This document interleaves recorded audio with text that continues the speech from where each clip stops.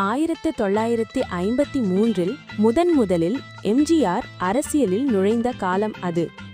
டிஎம்கேவில் இணைந்தார். பதவி இல்லை, அதிகாரம் இல்லை, மக்களின் பேராதரவு மட்டும் இருந்தது.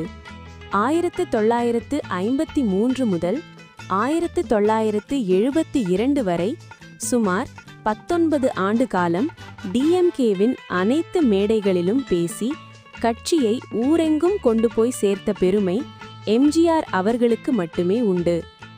எம்ஜிஆரின் முகத்தை முன்னிறுத்தியே டிஎம்கே மக்களிடம் சேர்ந்தது. 1969 அண்ணா மறைவுக்கு பின் அரசியல் களம் மாறியது. எம்ஜிஆர் கேட்டது ஒன்றுதான், நேர்மை. அதற்காக அவர் 1972இல் டிஎம்கேவிலிருந்து ஒதுக்கப்பட்டார். இதற்கு பிறகு இவரால் ஒன்றும் பண்ண முடியாது என்று நினைத்த இடத்தில் 1972இல் அவர் அண்ணா திராவிட முன்னேற்றக் கழகம் என்ற பெயரில் கட்சியை ஆரம்பித்தார். பணத்தை நம்பவில்லை அவர். அவர் நம்பியது மக்களை.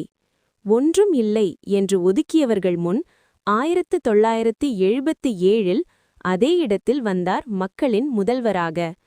எம்ஜிஆர் அவர்கள் ஒன்றே ஒன்றுதான் நினைவில் வைத்திருந்தார், நாம் மக்களை நம்பினால் மக்கள் நம்மை நம்புவார்கள்.